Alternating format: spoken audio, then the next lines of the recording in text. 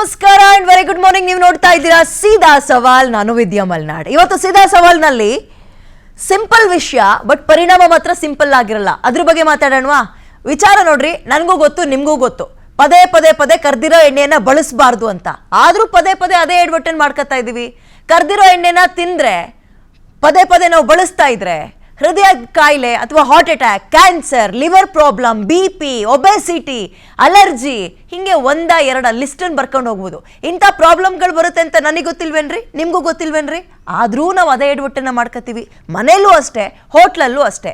ಯಾವಾಗ ಎಚ್ಚೆತ್ಕೊಳ್ಳೋದು ಅಂದ್ರೆ ಏನೋ ಒಂದು ದೊಡ್ಡ ಕಾಯಿಲೆ ಬರುತ್ತೆ, ಆಸ್ಪತ್ರೆಗೆ ಹೋಗ್ತೀವಿ, ಡಾಕ್ಟ್ರುಗಳು ಎಚ್ಚರಿಕೆ ಕೊಟ್ಟಾಗ ಒಂದೆರಡು ತಿಂಗಳು ಸುಮ್ಮನಿರ್ತೀವಿ, ಮತ್ತೆ ಅದೇ ಚಾಳಿಯನ್ನ ಮುಂದುವರ್ಸ್ಕೊಂಡು ಹೋಗ್ತೀವಿ. ನಿಮ್ಗೊಂದು ವಿಷಯ ಗೊತ್ತಾ? ಇದೇ ಒಂದು 30-35 ವರ್ಷದ ಹಿಂದೆ ಒಂದು ಕುಟುಂಬ ಒಂದು ತಿಂಗಳಿಗೆ ಅಬ್ಬಬ್ಬ ಅಂದ್ರೆ 1.5 ಲೀಟ್ರಿಂದ 2 ಲೀಟರ್ ತುಂಬಾ ದೊಡ್ಡ ವಿಚಾರ.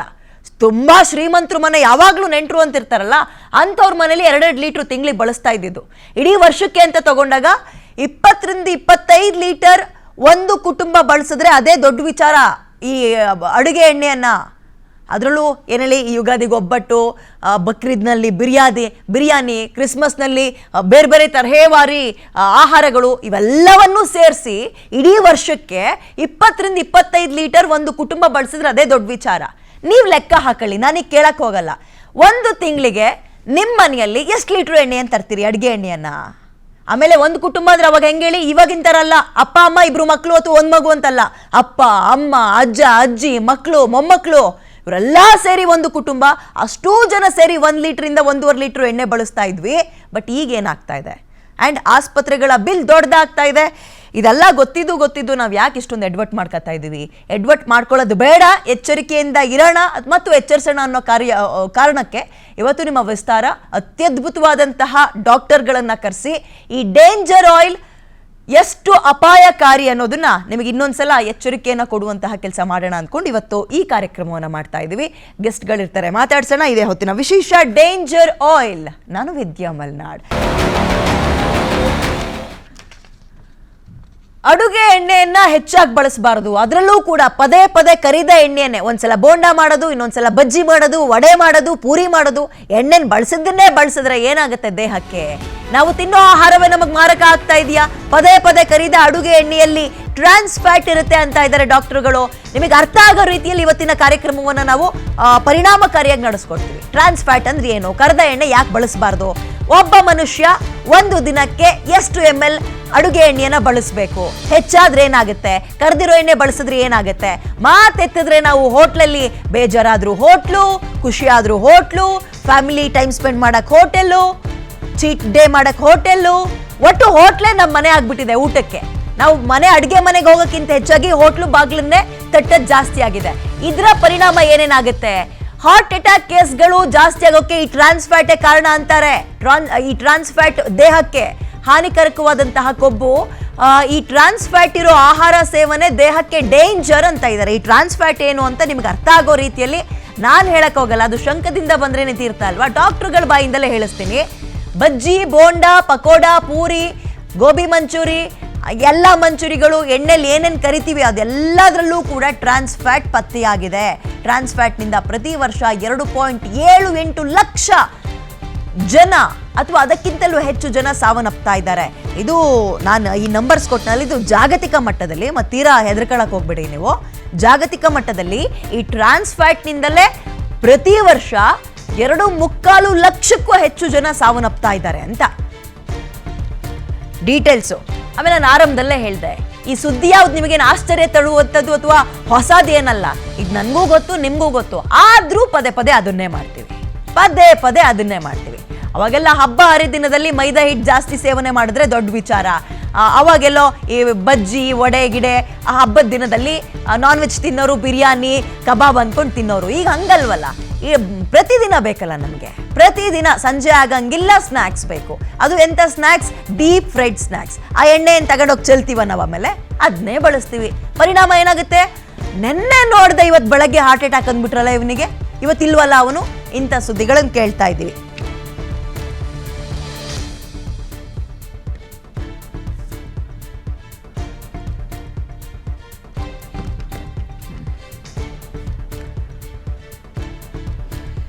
ನಾನು ಕಾರ್ಯಕ್ರಮದ ಆರಂಭದಲ್ಲಿ ಹೇಳಿದೆ, ಇದು ಶಂಖದಿಂದ ಬಂದ್ರೇನೇ ತೀರ್ಥ. ನಾನು ಹೇಳಿದ್ರೆ ನೀವು ಕೇಳಲ್ಲ, ನಿಮಗೆ ಗೊತ್ತಿದ್ರು ನೀವು ನೆನಪು ಮಾಡ್ಕೊಳ್ಳಲ್ಲ. ಡಾಕ್ಟರ್ ಬಾಯಿಂದಲೇ ಹೇಳಿಸಿದಾಗ ನಮಗೆ ಸ್ವಲ್ಪ ಎಚ್ಚರಿಕೆ ಆಗಬೇಕು, ನಿದ್ರೆಯಿಂದ ಹೇಳ್ಬೇಕು ಅಂತ ಅನ್ಸುತ್ತೆ. ಹಾಗಾಗಿ ಅತ್ಯದ್ಭುತ ಒಳ್ಳೊಳ್ಳೆ ತಜ್ಞ ಡಾಕ್ಟರ್ಗಳನ್ನು ನಾವು ಸ್ಟುಡಿಯೋ ಕರೆಸುವಂತಹ ಪ್ರಯತ್ನವನ್ನು ಮಾಡಿದ್ದೀವಿ. ಈ ಸುದೀರ್ಘ 1 ಗಂಟೆಗಳ ಕಾಲ ನಮ್ಮ ಆಹಾರ ಶೈಲಿಯಲ್ಲಿ ಬದಲಾಗಿದೆ.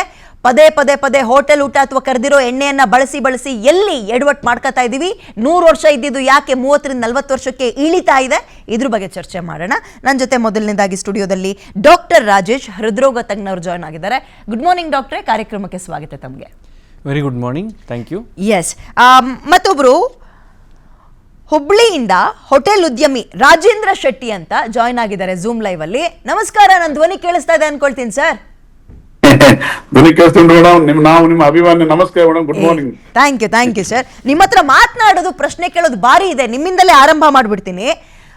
ಬಟ್ ನನಗೆ ನೀವು ಹೋಟೆಲ್ ಉದ್ಯಮಿಯಾಗಿ ಜೊತೆಗೆ ಜನರ ಹಿತ ಕಾಯುವವರಾಗಿ ಇವತ್ತು ನಮ್ಮ ಜೊತೆಗೆ ನೀವು ಮಾತಾಡ್ಬೇಕು ಅಂತ ಕೇಳ್ಕತ್ತೀನಿ. ಬರೀ ವ್ಯಾಪಾರದ ಮೈಂಡ್ ಸೆಟ್ ಇಂದ ಮಾತಾಡಬಾರದು ಅಂತ ನನ್ನ ಬೇಡಿಕೆ.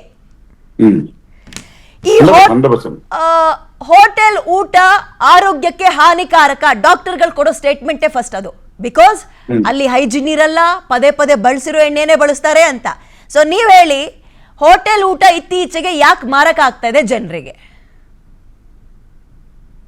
ಇದು ಏನ್ ಗೊತ್ತಿಲ್ಲ ಮೇಡಮ್, ಈಗ ನಂದೇ ಅನುಭವ ಹೇಳ್ತೇನೆ. ನಮಗೆ ಬುದ್ಧಿ ಬರುವಾಗ ನಮ್ಮ ತಾಯಿ ನಮ್ಮನ್ನೆಲ್ಲ ಹೊರ ಕಲ್ತಿಲ್ಲ. ಮನೆಯಲ್ಲಿ ಏನ್ ಬೇಕು ಅದೆಲ್ಲ ಮನೆಯಲ್ಲೇ ಪುಷ್ಟಾಂಗ ಭೋಜನ ಮಾಡ್ಕೊಡ್ತಿದ್ರು. ತಾಯಿ ಅಡಿಗೆ ಉಂಟಲ್ಲ, ತಾಯಿ ಅಡಿಗೆಗಿಂತ ಜಗತ್ತಲ್ಲಿ ಅದು ಶ್ರೇಷ್ಠ ಅಡಿಗೆ ಜಗತ್ತಲ್ಲಿ ಯಾವುದೂ ಇಲ್ಲ.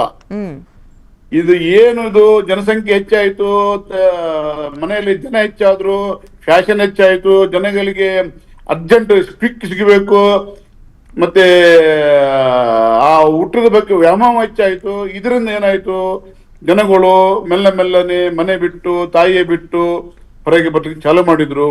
ಕೆಲಸದ ಒತ್ತಡ, ಹೋಗುವ ದಾರಿಯಲ್ಲಿ ಆ ಸಮಸ್ಯೆ ಅದೆಲ್ಲ. ಈಗ ನೋಡಿ, ಜಗತ್ತಲ್ಲಿ ಏನ್ ಬೇಕಾದ್ರೂ ನಾವು ಸಹನೆ ಮಾಡೋ, ಹೊಟ್ಟೆ ಹಸಿವನ್ನು ಸಹನೆ ಮಾಡ್ಲಿಕ್ಕೆ ಬರುದೇ ಇಲ್ಲ. ಹೊಟ್ಟೆ ಹಸಿವಾದಾಗ ಈಗ ನೋಡಿ, ರೋಗ, ಶುಗರ್, BP ಅದು ಇಲ್ಲ ಜನಗಳಿಲ್ಲ.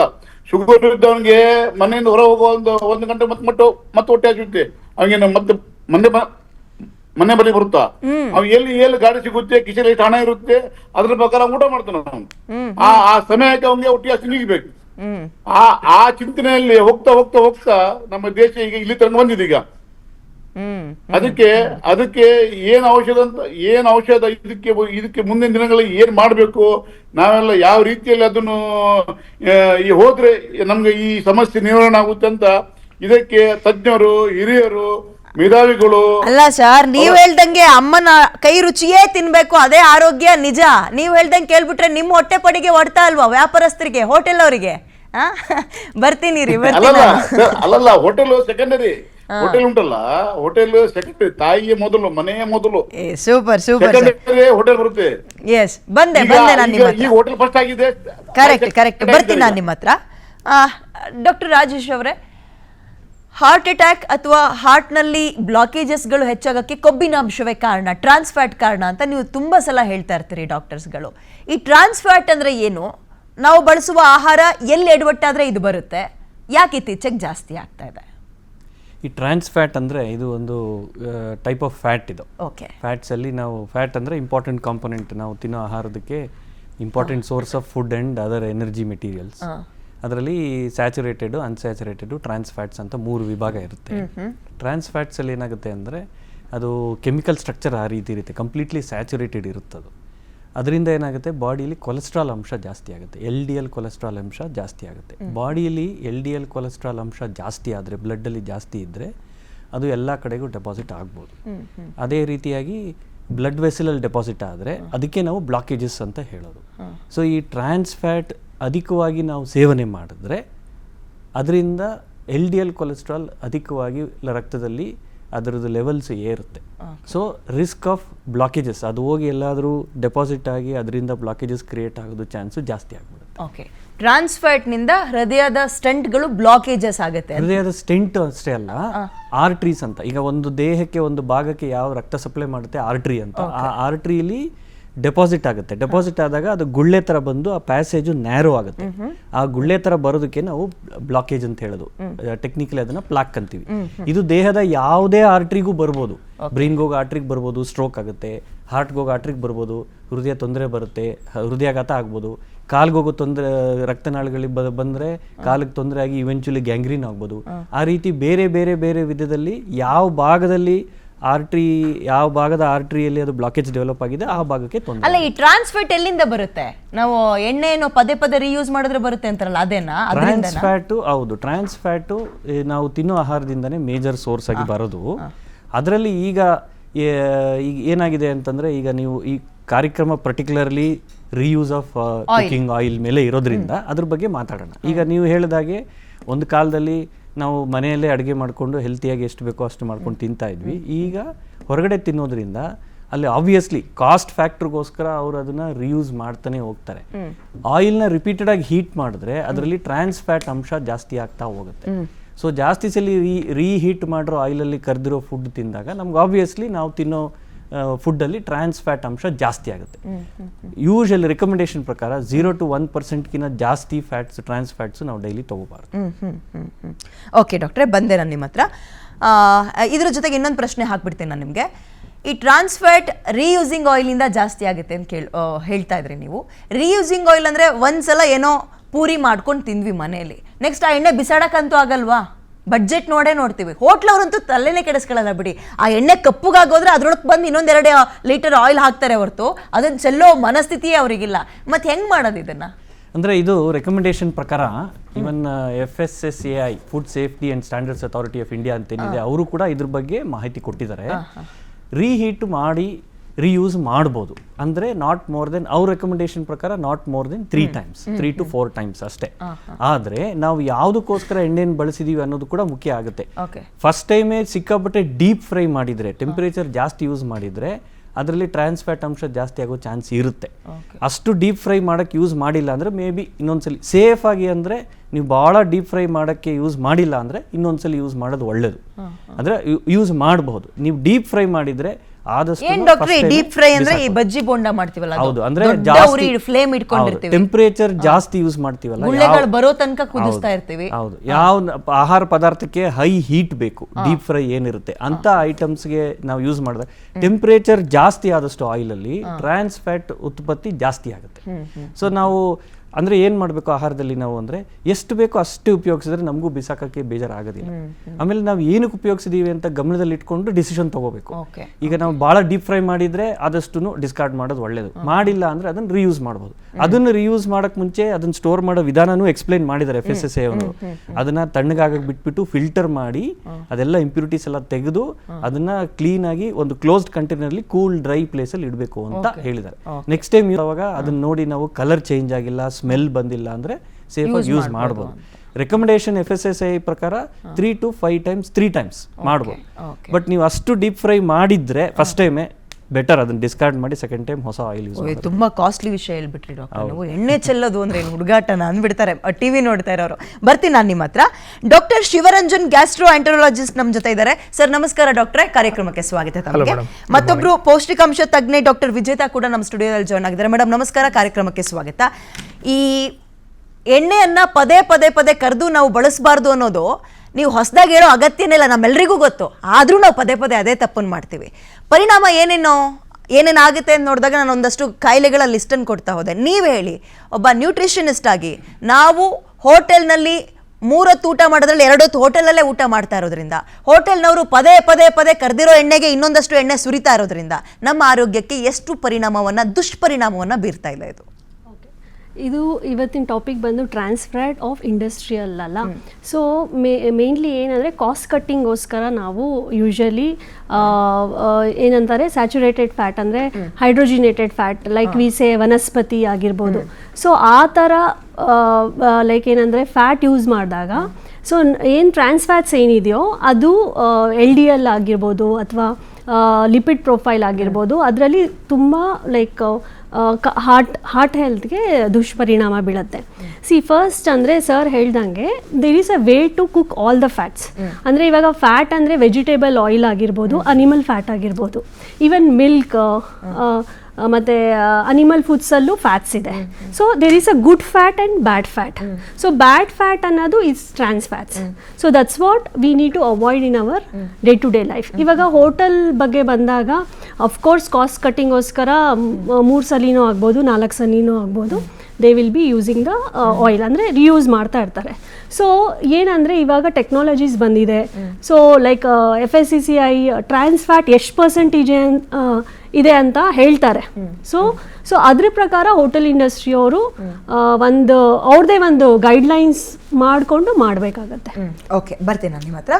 ಡಾಕ್ಟರ್ ಶಿವರಂಜನ್, ಡಾಕ್ಟ್ರೇ, ಇತ್ತೀಚೆಗಂತೂ ಈ ಜಿಮ್ಗೆ ಹೋಗೋರಿಗೆಲ್ಲ ಮುಂಚೆ ಗೊತ್ತಿರಲಿಲ್ಲ ನಮಗೆ ಆ ಪದ. ಈಗ ಗಟ್ ಹೆಲ್ತ್ ಅಂತ ಎಲ್ರಿಗೂ ಗೊತ್ತು, ಬಟ್ ಅದನ್ನು ಮೇಂಟೈನ್ ಮಾಡೋದು ಹೆಂಗೆ ಅಂತ ಗೊತ್ತಿಲ್ಲ. ಪದೇ ಪದೇ ಬಳಸಿರೋ ಎಣ್ಣೆಯನ್ನು, ಕರಿದ ಎಣ್ಣೆಯನ್ನು ಕರೆದು ಯೂಸ್ ಮಾಡ್ತಾ ಇದ್ರೆ ಗಟ್ ಹೆಲ್ತ್ ಮೇಲೆ ಏನಾದರೂ ಪರಿಣಾಮ ಬೀರುತ್ತಾ? ಮೇಡಮ್, ಏನಾಗುತ್ತೆ ಅಂತ ಹೇಳಿದ್ರೆ ದರ್ ಇಸ್ ಸಮಥಿಂಗ್ ಕಾಲ್ಡ್ ಮೈಕ್ರೋಬಯೋಟಾ ಅಂತ ಇರುತ್ತೆ ನಮ್ಮ ಗಟ್ಟಲ್ಲಿ. ನಾವು ಈ ಟ್ರಾನ್ಸ್ ಫ್ಯಾಟ್ಸ್ ಎಕ್ಸಸ್ ಕನ್ಸಂಪ್ಷನ್ ಆದಾಗ ಏನಾಗುತ್ತೆ ಅಂದರೆ ಡಿಸ್ಬಯೋಸಿಸ್ ಅಂತ ಆಗುತ್ತೆ. ಈ ಡಿಸ್ಬಯೋಸಿಸ್ ಏನಂತಂದರೆ we are altering the biodiversity of the colon. ಅಂದರೆ ಏನಾಗುತ್ತೆ ಅಂತಂದರೆ we are out numbering the good fats, ಅಂದರೆ ಗುಡ್ ಬ್ಯಾಕ್ಟೀರಿಯಾಸ್. ಸೊ ಅವಾಗ ಬ್ಯಾಡ್ ಬ್ಯಾಕ್ಟೀರಿಯಾಸ್ ಜಾಸ್ತಿ ಆಗುತ್ತೆ.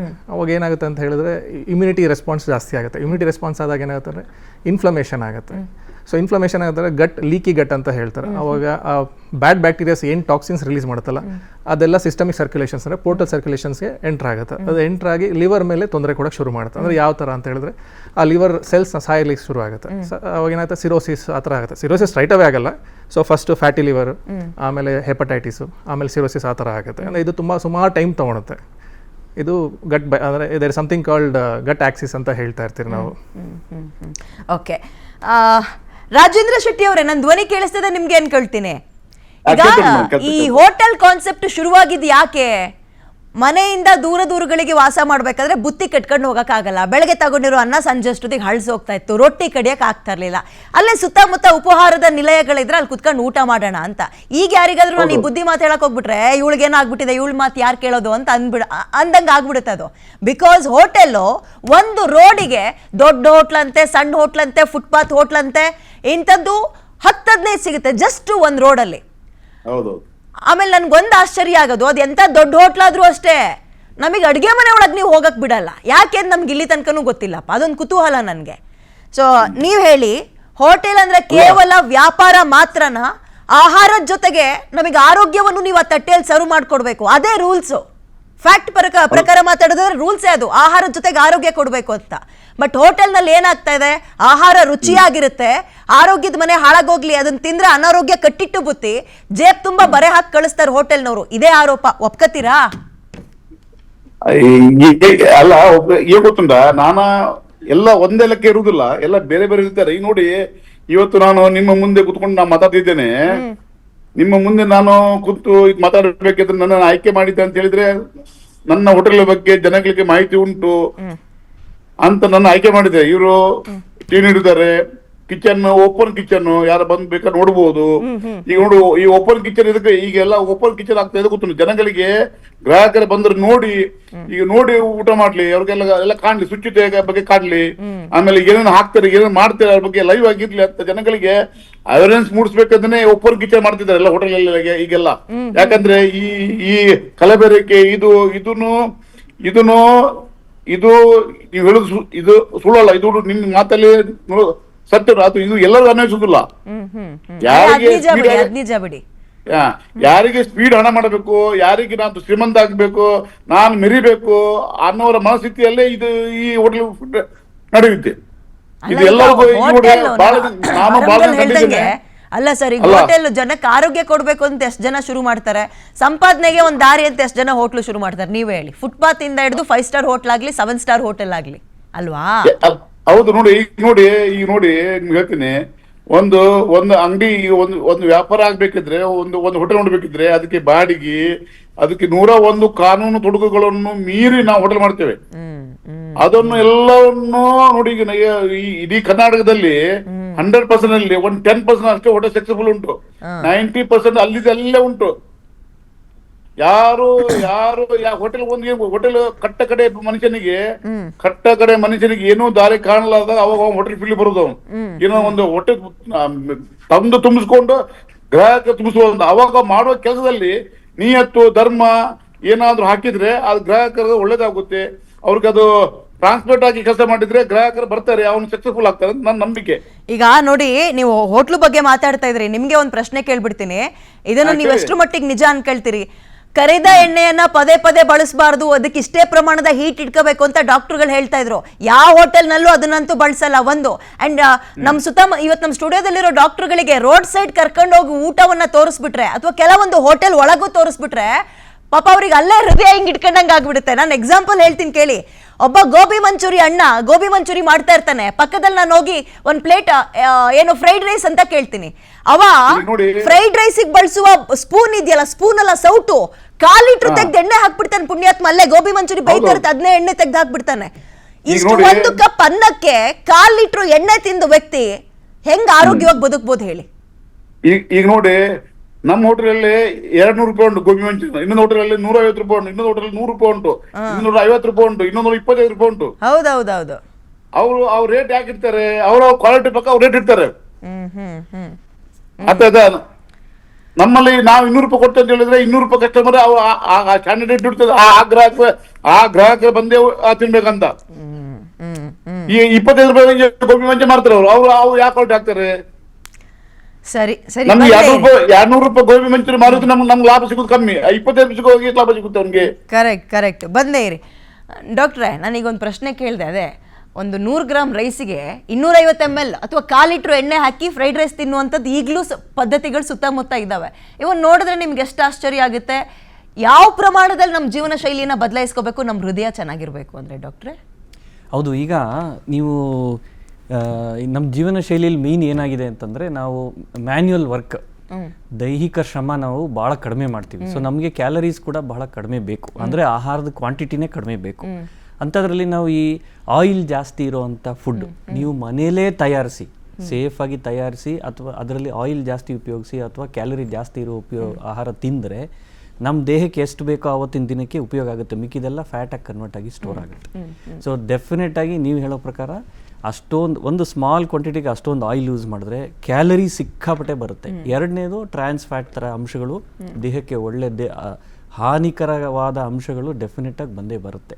ಆ ಮೂಮೆಂಟ್ಗೆ ರುಚಿ ಹತ್ಬೋದು, ನಾಲ್ಗೆಗೆ ಖುಷಿ ಆಗ್ಬೋದು, ಹೊಟ್ಟೆಗೂ ತುಂಬೋದು, ಸಂತೋಷ ಆಗ್ಬೋದು. ನಾನು ಫ್ರೈಡ್ ರೈಸ್ ತಿಂದೆ, ಅದು ಸಖತ್ತಾಗಿತ್ತು. ಈಗ ಎಲ್ಲ ಕಡೆ ಸೋಷಿಯಲ್ ಮೀಡಿಯಾ ಹಾಕ್ಬಿಡ್ತಾರೆ, ಅದು ಯಾವುದೋ ಒಂದು ಚೆನ್ನಾಗಿತ್ತು ಅಂದರೆ ಅದು ಫುಡ್ ಇನ್ಫ್ಲುಯೆನ್ಸರ್ಸ್ ಅಂತ ಎಲ್ಲರೂ ಹೋಗ್ಬಿಡ್ತಾರೆ.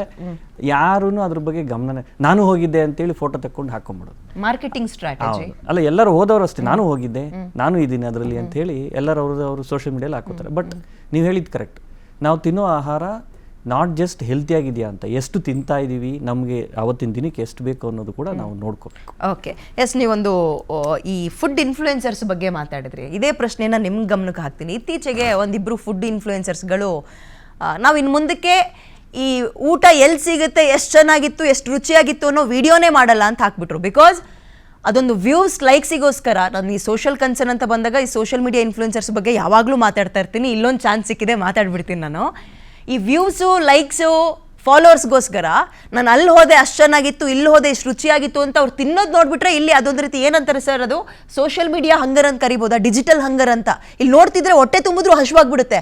ಆ ರೀತಿ ವೆರೈಟಿ ವಿಡಿಯೋಸ್ಗಳನ್ನು ಹಾಕ್ತಾರೆ. ತಿಂದು ತಿಂದು ತಿಂದು ಎಷ್ಟೋ ಜನ ಇಂಥ ಇನ್ಫ್ಲೂಯೆನ್ಸರ್ಸ್ಗಳು ಆಸ್ಪತ್ರೆಗೆ ಹೋಗಿ ಸೇರ್ಕೊಂಡಿದ್ದಾರೆ. ಇದಾದ್ಮೇಲೆ ಇಂಥ ವಿಡಿಯೋಗಳಿಗೆ ಕೈಯೇ ಹಾಕಲ್ಲ ಅಂತ ಹೇಳಿದ್ದಾರೆ. ಸೊ ಯಾವ ಕೆಟ್ಟ ರೀತಿಯ ಪರಿಣಾಮ ನಮ್ಮ ಗಟ್ ಹೆಲ್ತ್ ಮೇಲೆ ಬೀರುತ್ತೆ. ಈ ಗಟ್ ಹೆಲ್ತ್ ಎಷ್ಟು ಇಂಪಾರ್ಟೆಂಟ್ ನಮಗೆ ಡಾಕ್ಟ್ರೆ? ಗಟ್ ಹೆಲ್ತ್ ಅಂದರೆ ಎಲ್ಲ ಇಂಟರ್ಲಿಂಕ್ ನಮ್ಮಲ್ಲಿ. ಸೊ ಗಟ್ ಹೆಲ್ತ್ ಅಂದರೆ ಇವಾಗ gut health is important for cardiac also, gut health is important for your brain also, everything is important. ಅಂದರೆ ಫಸ್ಟ್ ನಾವು ಅವೇರ್ನೆಸ್ ಏನು ಕೊಡಬೇಕಂದ್ರೆ what is trans fat. So there are good fats, there are bad fats ಅಂತ. ಅದು ಜನಕ್ಕೆ ಹೆಂಗೆ ಗೊತ್ತಾಗುತ್ತೆ ಇದು ಟ್ರಾನ್ಸ್ ಫ್ಯಾಟ್ ಅಂತ ಗೊತ್ತಾಗಲ್ಲ. ಸೊ ಅವ್ರಿಗೆ ಒಂದು ಅದನ್ನು ಏನು ಅಂದರೆ ಇವಾಗ ನೀವೇ ಹೇಳಿದ್ರಿ, ಕರಿದ ಪದಾರ್ಥ ತುಂಬ ಸರಿ ರೀಫ್ರೈಡ್ ಆ್ಯಂಡ್ ಡೀಪ್ ಫ್ರೈಡ್ ನಾವು ತಿನ್ನಬಾರ್ದು ಅಂತ. So we should also educate them what are the saturated fats, what are the unsaturated fats. So unsaturated ಫ್ಯಾಟ್ಸಲ್ಲಿ ಪ್ಯೂಫಾ ಅಂತ ಬರ್ತದೆ, ಮೋನೋ ಅನ್ಸ್ಯಾಚುರೇಟೆಡ್, ಪಾಲಿ ಅನ್ಸ್ಯಾಚುರೇಟೆಡ್, ಅದು ಯಾವುದಲ್ಲಿ ಸಿಗುತ್ತೆ ಅಂತ ನಾವು ಅವ್ರಿಗೆ ಹೇಳಬೇಕು. ಈ ಬಟರು, ಗೀ, ಆಮೇಲೆ ಗುಡ್ ಫ್ಯಾಟ್, ಈ ಸನ್ಫ್ಲವರ್ ಆಯಿಲ್ಸ್ ಅಂತ ಹೇಳ್ತಾರಲ್ಲ ಅದರಲ್ಲಿ, ಇವಾಗ ನಾವೆಲ್ಲರೂ ಹೇಳ್ತಾ ಇರ್ತಾರೆ omega fatty acid, omega fatty oil ತಿಂತಾ ಇರ್ತಾರಲ್ಲ, ಅದರಲ್ಲೆಲ್ಲ ಗುಡ್ ಫ್ಯಾಟ್ ಇರುತ್ತೆ. ಸೊ ನಮ್ಮ ವಾಟ್ ಈಸ್ ಟುಡೇಸ್ ಟಾಪಿಕ್ ಅಂತ ಹೇಳಿದ್ರೆ ಟ್ರಾನ್ಸ್ ಫ್ಯಾಟ್ ಆಸಿಡ್ಸ್. ಸೊ ಅದನ್ನು ಒಂದು we should have some regulatory body ಅಂತ ಹೇಳಿದ್ರೆ ಇವಾಗ ನಮ್ಗೆ ಹೆಂಗೆ ಹಾಸ್ಪಿಟಲ್ಸಲ್ಲಿ so we are governed by councils, ಅದೇ ಥರ ಹೋಟೆಲ್ಸಲ್ಲೂ ಆ ಕೌನ್ಸಿಲ್ಸ್ ಇದ್ರೆ ಒಳ್ಳೇದು ಅಂತ ನಮ್ಮ ಅಭಿಪ್ರಾಯ ಮೇಡಮ್. ಓಕೆ ಮೇಡಮ್, ಈಗ ನಮ್ಮ ಟಿವಿಗಳಲ್ಲಿ ಅಡ್ವರ್ಟೈಸ್ಮೆಂಟ್ ನೋಡ್ತಾ ಇರ್ತೀವಿ. ಅಡ್ವರ್ಟೈಸ್ಮೆಂಟ್ ಅಂತ ಕೊಡೋರು ಯಾರು? ದೊಡ್ಡ ದೊಡ್ಡ ಸೆಲೆಬ್ರಿಟಿಗಳು. ನಾವು ದಿನ ಅಯ್ಯೋ ಇವ್ರು ಏನು ತಿಂತಾರೆ, ಇವ್ರು ಏನು ತೋರಿಸ್ತಾರೆ ಅದನ್ನ ನಾವು ತಗೊಳ್ತೀವಿ, ನಾವು ತಿಂತೀವಿ, ನಾವು ಹಾಕೊಳ್ತೀವಿ ಅನ್ನೋ ಮೈಂಡ್ ಸೆಟ್ಟಿಗೆ ನಾವು ದಡ್ರಾಗಿ ಹೋಗ್ಬಿಟ್ಟಿದ್ದೀವಿ. ಅದೇನೋ ಇಷ್ಟೇ ಎಣ್ಣೆ ಬಳಸ್ಬೋದು, ನೀವು ಲೈಟ್ ಫ್ರೀ ಮಾಡ್ತೀರಿ ಅಂದರೆ ಲೈಟ್ ಆಗಿರ್ತೀರಿ, ಎಷ್ಟು ತಿಂದರೂ ಕೂಡ ನೀವು ಪೂರಿ ತಿನ್ನಿ, ಬಜ್ಜಿ ತಿನ್ನಿ, ವಡೆ ತಿನ್ನಿ, ನಿಮಗೆ ಕ್ಯಾಲೋರೀಸ್ ಹತ್ತದೇ ಇಲ್ಲ, ಈ ರೀತಿಯ ಒಂದು ಯಾಮಾರಿಸೋ ಅಡ್ವರ್ಟೈಸ್ಮೆಂಟ್ಗಳು. ಇನ್ನು ಕೆಲವು ದೊಡ್ಡ ದೊಡ್ಡ ಸೆಲೆಬ್ರಿಟೀಸ್ಗಳು ಜ್ಯೂಸ್ ನಿಂಗೆ ಕುಡಿದು ಇಲ್ಲಿ ಉಗ್ದಿರ್ತಾರೆ, ನಮಗೆ ಮಾತ್ರ ಸಖದಾಗಿತ್ತು ಮ್ಯಾಂಗೋ ಜ್ಯೂಸು, ಸಖದಾಗಿತ್ತು ಆರೆಂಜ್ ಜ್ಯೂಸು, ಲೀಟರ್ ಗಟ್ಟಲೆ ಬೆಳಬೆಳಗ್ಗೆನೆ ಕುಡಿಸ್ತಾರೆ. ಅಂದರೆ ಕಂಪ್ಲೀಟಾಗಿ ಒಂದೊಂದು ಲೋಟ ಸಕ್ಕರೆ ತಿಂತಾ ಇದ್ದೀವಿ, ಕಂಪ್ಲೀಟಾಗಿ ಎಣ್ಣೆಗಳನ್ನು ಅಂದರೆ ಅಡುಗೆ ಎಣ್ಣೆನ ಹೊಟ್ಟೆ ಒಳಗೆ ಹಾಕೊಳ್ತಾ ಇದ್ದೀವಿ. ಸೊ ಈ ರೀತಿ ಯಾಮಾರುವ ಮತ್ತು ಯಾಮಾರಿಸುವ ಅಜೆಂಡಾಗಳ ಬಗ್ಗೆ ನಿಮ್ಮ ಅಭಿಪ್ರಾಯ ಏನು? ಎಲ್ಲರಿಗೂ ಒಂದು ಕಾನ್ಷಿಯಸ್ ಇರಬೇಕು. ಇವಾಗ ಎಲ್ಲರ ಲೈಫ್ ಸ್ಟೈಲು ಮತ್ತು ಅವ್ರ ವರ್ಕಿಂಗ್ ಅವರ್ಸು ಫಸ್ಟ್ ಎಲ್ಲ ತುಂಬ ಚೆನ್ನಾಗಿ ಜೆನೆಟಿಕ್ ಇತ್ತು. ಇವಾಗ ಏನಾಗ್ಬಿಟ್ಟಿದೆ ಅಂದರೆ we are like you said we are getting influence by people. Per person per day 15 ml of oil is needed. ಅದಕ್ಕಿಂತ ಜಾಸ್ತಿ ಹೋದ್ರೆ 50 ml ಒಬ್ಬ ಮನುಷ್ಯನಿಗೆ 15 ml ಅಂದ್ರೆ 3 ಟೀ ಸ್ಪೂನ್ ಅಷ್ಟೇ.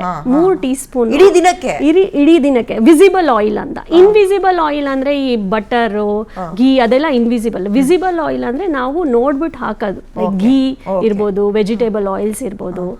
ಅದು 15 to 20 ಗ್ರಾಮ್ಸ್. ಅಂದ್ರೆ ಇವಾಗ ನಮ್ಗೆ ಆಲ್ರೆಡಿ ಹಾರ್ಟ್ ಡಿಸೀಸ್ ಇದೆ ಅಂತ ಗೊತ್ತು ಅಥವಾ ಏನೋ ಇದೆ, ಸೊ ಅವಾಗ ಇನ್ನ 2 ಟೀ ಸ್ಪೂನ್ಸ್ ಅಂತ ಹೇಳ್ತೀವಿ ನಾವು.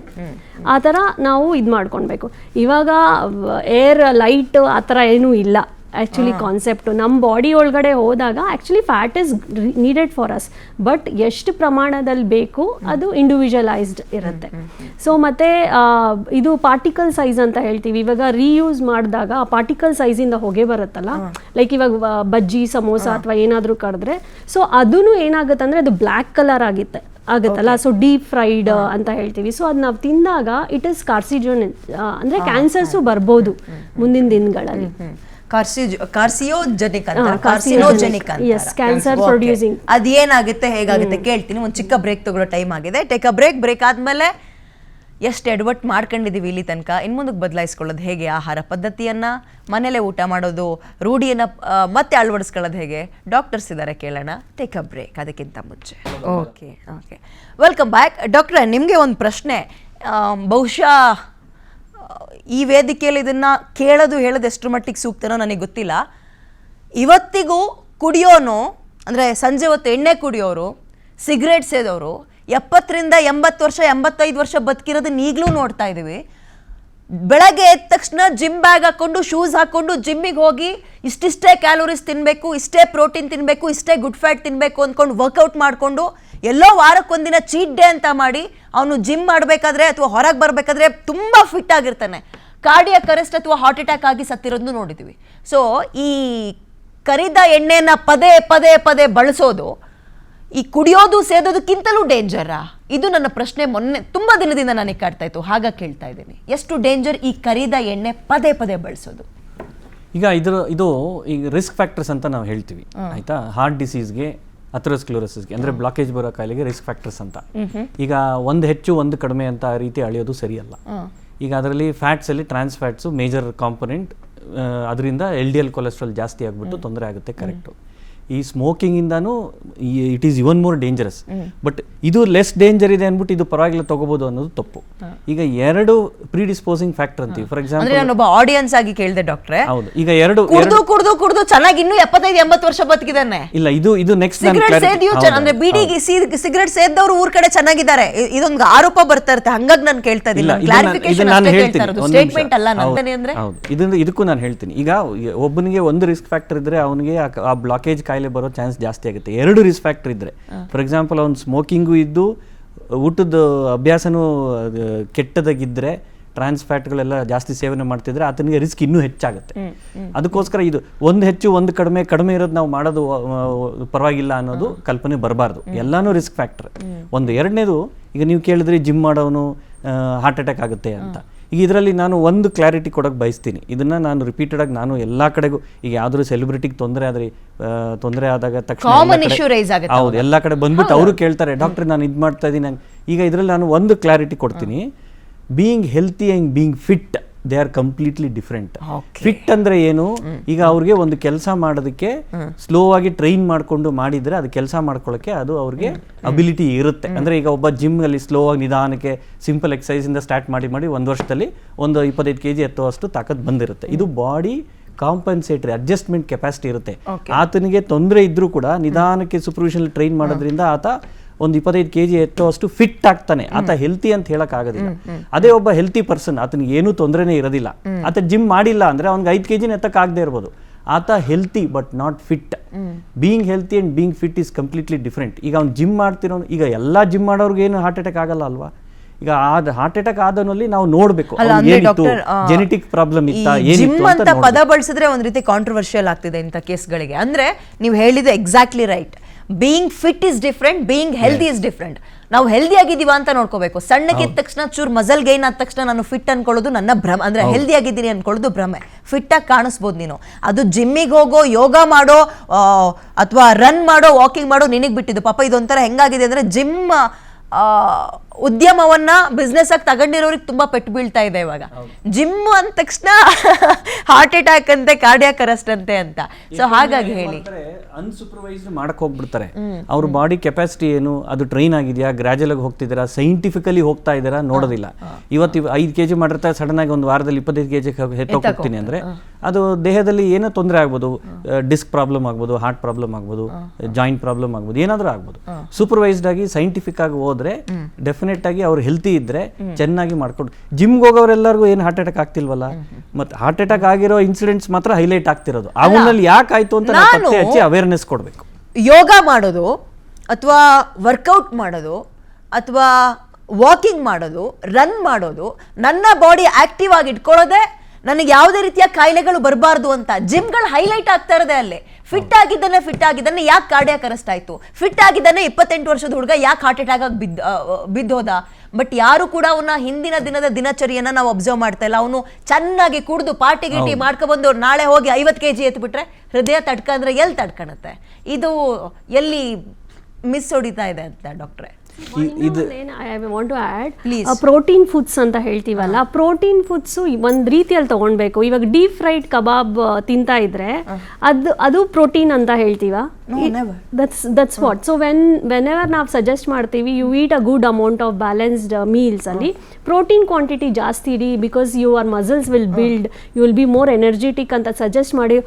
ಇವರು ಚಿಕನ್ ತಿನ್ನಕ್ಕೆ ಹೇಳಿದ್ದಾರೆ, ಸೊ ನಾನು ಡೈಲಿ ಕಬಾಬ್ ತಿಂತೀನಿ. So that is the main thing. ಅಂದರೆ ಅವರು ಜಿಮ್ ಮಾಡ್ತಾ ಇದ್ದಾರೆ, ಸೊ ಅಲ್ಲಿ ರೋಡ್ ಸೈಡ್ ಕಬಾಬಲ್ಲಿ ರೆಡ್ ಆಕ್ಸೈಡ್ ಇರ್ಬೋದು, ಮತ್ತೆ ಅದೇ ನೀವು ಹೇಳಿದ್ರಲ್ಲ 3 ಸಲ 4 ಸಲ ಎಣ್ಣೆಲಿ ಮಾಡಿರ್ಬೋದು. ಸೊ ಅವ್ರು ಪ್ರೋಟೀನ್ ತಿಂತಾ ಇದ್ದಾರೆ, ಬಟ್ ಏನಂದ್ರೆ ಪ್ರೋಟೀನ್ ತಿಂತಾ ಇದ್ದೀನಿ, ಬಟ್ ಯಾವ ಕ್ವಾಂಟಿಟಿ ಮತ್ತೆ ಯಾವ ಕ್ವಾಲಿಟಿಯಲ್ಲಿ, ಹೌ ಇಟ್ ಇಸ್ ಕುಕ್ಡ್ ಅದು ಗೊತ್ತಿರಲ್ಲ ಎಷ್ಟೋ ಜನಕ್ಕೆ. So there is the problem. Okay, doctor Shivaranjan ಅವರೇ, ಈ ಕರಿದ ಎಣ್ಣೆಯ ಬಗ್ಗೆ ಮಾತಾಡ್ತಾ ಇದ್ವಿ. ಲಿವರ್ ಅಥವಾ ಗಟ್ ಹೆಲ್ತ್ಗೆ ಯಾವ ರೀತಿಯ ದುಷ್ಪರಿಣಾಮವನ್ನ ಬೀರುತ್ತೆ ಅಂತ. ಈಗ ಜಿಮ್ಗೆ ಹೋಗೋರಿಗೆ ಒಂದು ಸಾಮಾನ್ಯ ಪ್ರಶ್ನೆ, ಆ್ಯಂಡ್ ಸಾಮಾನ್ಯವಾಗಿ ವ್ಲಾಗ್ ಮಾಡೋರೆಲ್ಲ ಹೇಳ್ತಾ ಇರೋದು, ಇದನ್ನ ತಿನ್ನಿ ನಮ್ಮ ಗಟ್ ತುಂಬ ಹೆಲ್ದಿ ಆಗಿರುತ್ತೆ ಅಂತಾರೆ. ಈ ಗಟ್ ಹೆಲ್ತ್ ಚೆನ್ನಾಗಿರಬೇಕು ಅಂದರೆ ನಮ್ಮ ಆಹಾರ ಮತ್ತು ನಮ್ಮ ವರ್ಕೌಟ್ಸ್ಗಳು ಆ್ಯಂಡ್ ಯಾವುದನ್ನ ತಿನ್ನಲೇಬಾರ್ದು, ಇದ್ರ ಬಗ್ಗೆ ನೀವು ಸಜೆಷನ್ ಕೊಡೋದಾದರೆ? ಮೇಡಮ್, ಫಸ್ಟು ಇವಾಗ ನಮ್ಮ ಬಾಡಿಯಲ್ಲಿ ಇವಾಗ ನಮಗೆ ಬೆಳಿಲಿಕ್ಕೆ ಅಥವಾ ನಾವು for our growth food is essential. So ನಮ್ಮ ಯಾವ part which is the first part to expose to the food ಅಂತ ಹೇಳಿದ್ರೆ first is a gut. So ನಮ್ಮ ಸ್ಟಮಕ್ ಇಸ್ ದ ಫಸ್ಟ್, ಅಂದರೆ ಎಕ್ಸ್ಪೋಸ್ ಆಗುತ್ತೆ, ಏನೇ ಊಟ ತೊಗೊಂಡ್ರು ಅದು ಎಕ್ಸ್ಪೋಸ್ ಆಗುತ್ತೆ.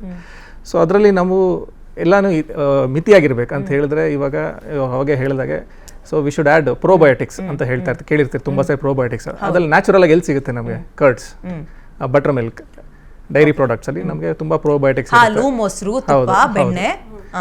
ಅದಲ್ಲಿರುತ್ತೆ. ಆಮೇಲೆ we should add fibre in our diet. Fibre ಎಲ್ಲಿ ಸಿಗುತ್ತೆ ನಮಗೆ? ಸೌತೆಕಾಯಿ ಆ ಥರ, ರಾಡಿಶ್ ಆ ಥರ ಸಿಗುತ್ತೆ. ನಮಗೆ ಕಾರ್ಬೋಹೈಡ್ರೇಟ್ಸು ವೆರಿ ಇಂಪಾರ್ಟೆಂಟ್, ಅದು ಮೇನ್ಲಿ ಅನ್ನ ಆ ಥರ. ಮತ್ತೆ protein is also very important. Protein mainly ನಮಗೆ ನಾನ್ ವೆಜ್ ಇಂದ ಸಿಗುತ್ತೆ. ವೆಜಿಟೇರಿಯನ್ಸ್ಗೆ ಅವ್ರಿಗೂ ಪ್ರೋಟೀನ್ಸ್ ಸ್ಪ್ರೌಟ್ಸ್ ಸೋಯಾ ಸೋಯಾ ಕಡಿಮೆ ಅವ್ರಿಗೆ ಆಕ್ಸೆಸ್ ಇರಲ್ಲ. ಸೊ ಈ ಥರ ನಾವು ಒಂದು ನ್ಯೂಟ್ರಿಷನ್ ಕನ್ಸಲ್ಟ್ ಮಾಡಿ ಇದನ್ನು ನಾವು ಡಿವೈಡ್ ಮಾಡ್ಕೊಬೇಕು. ಇವಾಗ ನೀವು ಪರ್ಟಿಕ್ಯುಲರ್ಲಿ ಜಿಮ್ ಬಗ್ಗೆ ಕೇಳೋರು ಅಂತ ಹೇಳಿದ್ರೆ, ಇವಾಗ ಸ್ಮೋಕಿಂಗ್ ಕಾಸಸ್ ಕ್ಯಾನ್ಸರ್ ಅಂತ ಆ್ಯಡ್ ಆಗ್ತಾರೆ. ಹೆಂಗೆ ಅವರು ಕನ್ಕ್ಲೂಷನ್ ಹೆಂಗೆ ಬಂದರು ಅಂದರೆ they have done some studies ಅಲ್ವಾ. ಒಂದು 100 ಜನನ ಸ್ಮೋಕ್ ಮಾಡೋರನ್ನ ತಗೊಂಡು ಅದನ್ನು ಎಸ್ಟಾಬ್ಲಿಷ್ ಮಾಡಿ ಇದು ಮಾಡ್ತಾರೆ. ಆ ಥರ ಎಲ್ಲೂ ನಮ್ಗೆ ಡೇಟಾ ಇಲ್ಲ. ಸೊ ಜಿಮ್ ಒಂದು ಇನ್ಸಿಡೆಂಟಲ್ ಅಷ್ಟೇ. ಪಾಪ ಅವ್ರು ಜಿಮ್ಗೆ ಹೋಗ್ತಾ ಇದ್ರು ಆ ಥರ ಆಗಿದೆ ಅಂತ ಸರಿ ಹೇಳಿದಾಗ. Because being healthy is different, being fit is different. So ನಾವು ಜಿಮ್ ಹೋಗೋರಿಗೆ ನಾವು ಅದನ್ನು ನಾವು ಬ್ಲೇಮ್ ಮಾಡಲಿಕ್ಕೆ ಅದು ಎಂಟೈರ್ಲಿ ರಾಂಗ್ ಅಂತ ನನ್ನ ಒಪಿನಿಯನ್ ಅದು. ಓಕೆ ರಾಜೇಂದ್ರ ಶೆಟ್ಟಿ ಅವರೇ, ಈಗ ಹೋಟೆಲ್ದು ಹೆಂಗಾಗ್ಬಿಟ್ಟಿದೆ ಅಂದರೆ ದೊಡ್ಡ ಹೋಟೆಲ್ಲು, ಸಣ್ಣ ಹೋಟೆಲ್ಲು, ಫುಟ್ಪಾತ್ ಹೋಟೆಲ್ಲು ಅಷ್ಟು ಮಾತ್ರ ಅಲ್ಲ, ಆರ್ಗ್ಯಾನಿಕ್ ಹೋಟೆಲ್ ಅಂತೆ, ಅವೆಂತೆಂಥದ್ದು ಹೆಸರು, ಆಮೇಲೆ ಏನು ಡಯಟ್ ಹೋಟೆಲ್ ಅಂತೆ. ಅಲ್ಲಿ ದೋಸೆಗಳಲ್ಲಿ 99 ರೀತಿಯ ದೋಸೆಗಳು, ಮಿಲ್ಲೆಟ್ ದೋಸೆ ಅಂತ ಸಿಗುತ್ತೆ. ಮಿಲ್ಲೆಟ್ ದೋಸೆ ಏನಕ್ಕೆ ತಗೊಳ್ತೀವಿ ನಾವು? ಆರೋಗ್ಯಕ್ಕೆ ಒಳ್ಳೇದಪ್ಪ, ಮನೇಲಿ ಊಟ ಮಾಡೋಕ್ಕಾಗಿಲ್ಲ, ಈ ದೋಸೆಲಾದರೂ ಒಂದು ಒಳ್ಳೆ ದೋಸೆ ತಿನ್ನೋಣ ಅನ್ಕೊಂಡ್ ಬರ್ತೀವಿ. ಮಿಲ್ಲೆಟ್ ದೋಸೆ ಅಂತ ಹೇಳಿ ಒಂದು ಲೋಟ ಎಂತ ಹಿಟ್ಟು ಹಾಕ್ದವ 5-6 ಚಮಚ ಎಣ್ಣೆ ಹಾಕ್ಬಿಡ್ತಾನೆ. ಎಲ್ಲಿ ಉಳ್ಕೊಳುತ್ತೆ ಪೌಷ್ಟಿಕಾಂಶ? ಯಾಕೆ ಹೋಟೆಲ್ ಅವರು ಈ ಎಣ್ಣೆ ತುಪ್ಪ ಹಾಕಿದ್ರೇನೆ ರುಚಿ ಚೆನ್ನಾಗಿರುತ್ತೆ ಅನ್ನೋ ಭ್ರಮೆಗೆ ಬಂದ್ಬಿಟ್ಟಿದ್ದಾರೆ? ಅಥವಾ ನಾವುಗಳು ನಿಮ್ಮ ಹತ್ರ ನಿರೀಕ್ಷೆ ಮಾಡ್ತಾ ಇದ್ವಾ? ಇದ್ರ ಜೊತೆಗೆ ಇನ್ನೊಂದು ಪ್ರಶ್ನೆ ಹಾಕ್ಬಿಡ್ತೀನಿ.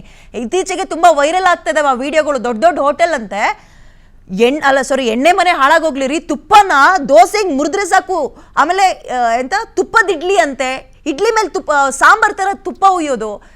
ಈ ನೆಗೆಟಿವ್ ಟ್ರೆಂಡ್ಗಳಿಗೆ ಯಾಕೆ ಹೋಟೆಲ್ನವ್ರು ಅಟ್ರಾಕ್ಟ್ ಆಗ್ತಾ ಇದ್ದಾರೆ? ಅಥವಾ ಜನ ನಾವು ಕೇಳ್ತಾ ಇರೋದೇ ನಿಮ್ಮ ಹತ್ರ ಅದನ್ನೇ ಬಯಸ್ತಾ ಇದೀವ ನಾವು? ಇಲ್ಲ ಮೇಡಮ್, ಇದೇನ್ ಗೊತ್ತುಂಟ, ಈಗ ನೋಡಿ ನಿಮ್ಗೆ ಹೇಳ್ತೇನೆ. ಈಗ ನಮ್ಮ ಹೋಟೆಲ್ ಉಂಟು, ಈ ಹೋಟೆಲ್ ನಾವೀಗ ಹೈಜೆನಿಕ್ ಫುಡ್ ಕೊಟ್ರೆ ಅವ್ರು ಏನ್ ಮಾಡ್ತಾರೆ, ಹೈಜೆನಿಕ್ ಫುಡ್ ಕೊಡ್ತಾರೆ, ಒಳ್ಳೇದಾಗುತ್ತೆ, ಓಪನ್ ಎಲ್ಲ ಕಾಣುತ್ತೆ, ಗೊತ್ತಾಗುತ್ತೆ ನಮ್ಗೆ ಅಂತ ನಮ್ಮ ಹೋಟೆಲ್ ಬರ್ತಾರೆ ಅವರು. ಅವರೇ ಹೇಳ್ತಾರೆ, ಸರ್ ನಿಮ್ ಹೋಟೆಲ್ ಬಂದ್ ತಿಂದು ಸಾಕಾಯ್ತು, ಏನೋ ಎಕ್ಸ್ಟ್ರಾ ಒಂದು ಬೇರೆ ಏನಾದ್ರು ಕೊಡಿ ಸರ್ ನಮ್ಗೆ ಅಂತ. ಮಾಲಕ್ ಏನ್ ಮಾಡ್ತೇನೆ, ಏನ್ ಕೊಡು ಪಾಪ, ದಿನ ಬರ್ತಾವ ಏನಾದ್ರು ಹೊಸ ಒಂದು ಅನ್ವೇಷಣೆ ಮಾಡ್ತೇವೆ ಅವ್ನು, ಅದಕ್ಕೆ ಖುಷಿ ಆಗ್ಬಿಡ್ತಾರೆ. ಅದನ್ನೆಲ್ಲ ಕಾಪಿ ಹೊಡಿತಾರೆ, ಮಾಡೋದು ಎಲ್ಲ ಕಾಪಿ ಹೊಡೋದು, ಅದೆಲ್ಲ ಊರು ತುಂಬಾ ಹಾಡ್ಬಿಡ್ತದೆ. ಆಮೇಲೆ ಅದೇ ಟ್ರೆಂಡ್ ಆಗ್ಬಿಡುತ್ತೆ. ಆಮೇಲೆ ವಿಷಯ ಈ ರೀತಿ ಆಗುದು. ಇದಕ್ಕೆಲ್ಲ ಮೂಲ ಕಾರಣ ಗ್ರಾಹಕರಿಗೆ ಗೊತ್ತಿರ, ಒಂದೇ ತಿಂದು ಅವ್ರಿಗೆ ಈಗ ನೋಡಿ ನಮ್ ಹೋಟೆಲ್ 10 ವರ್ಷ ಆಯ್ತು, ಈಗ್ಲೂ ಬಂದು ಕೇಳ್ತಾರೆ ಹೊಸದಾಗಿ ಏನುಂಟಪ್ಪ ನಿನ್ ಹೋಟೆಲ್ ಅಲ್ಲಿ ಅಂತ. ಹೊಸದಾಗಿ ಏನ್ ಮಾಡಿದ್ದೀರಿ, ಹಳೇದೇನು ಹೇಳ್ಬೇಡ್ರಿ ನಮಗೆ, ಹೊಸದೇನಾದ್ರೂ ನೀವು ಇಟ್ಟಿದ್ರೆ ಅದು ಹೇಳಿ ನಮ್ಗೆ, ನಿಮ್ ತಿಂದು ಸಾಕಾಗ್ಬಿಟ್ಟಿದ್ದೆ ಅಂತ ಅವರೇ ನಮ್ಗೆ ಕೇಳ್ತಾರೆ. ನಾವು ಬರ್ತೇವೆ, ಇಲ್ಲಿ ಬರುದಿಲ್ಲ. ಅವಾಗ ಏನ್ ಮಾಡ್ತೀವಿ ನಾವು ಗ್ರಾಹಕ ಹೊಸ ಕೇಳ್ತಿದ್ದಾರಲ್ಲ, ಬಂದ್ ಸಾಕಾಯ್ತಲ್ಲ ಅವ್ರಿಗೆ, ಮತ್ತೆ ನಾವು ತಿಳಕ ಮಾಡ್ತೀವಿ ಏನ್ ಮಾಡ್ಬೇಕು ಇದಕ್ಕೆ ಅಂತ. ಅವಾಗ ಏನೋ ಒಂದು ಅನ್ವೇಷಣೆ ಮಾಡಿ ನಾವು ಒಂದು ಕೊಡ್ತೇವೆ, ಅದು ಖುಷಿ ಆಗುತ್ತೆ ಅವ್ರಿಗೆ. ಅದನ್ನ ಬೇರೆ ಮತ್ತೆಲ್ಲ ಒಟ್ಟು ಕಾಪಿ ಹೊಡಿತಾರೆ. ಹಾಗೆ ಅದು ಬೆಳಿತೆ ಹೋಗ್ಬಿಡುತ್ತೆ ಅದು. ಹೋಟೆಲ್ ಉದ್ಯಮ ಅಥವಾ ಹೋಟೆಲ್ ಓನರ್ ಆಗಿ ನೀವು ಉದ್ಯಮಿಯಾಗಿ ಗ್ರಾಹಕರಿಗೆ ಒಳ್ಳೆ ರೀತಿಯ ಆಹಾರವನ್ನೇ ಸರ್ವ್ ಮಾಡ್ಬೇಕು ಅಂತ ಇಂಟೆನ್ಷನ್ ಎಷ್ಟೋ ಜನ ಇಟ್ಕೊಂಡು ಫೀಲ್ಡಿಗೆ ಬರ್ತಾ ಇದ್ದಾರೆ. ನಾವು ಒಪ್ಕೋಬೇಕಾದ್ರೆ ಎಲ್ಲಾ ಹೋಟೆಲ್ನವರು ಹಿಂಗೆ ಅಂತ ಕನ್ಸಿಡರ್ ಮಾಡಕ್ಕಾಗಲ್ಲ.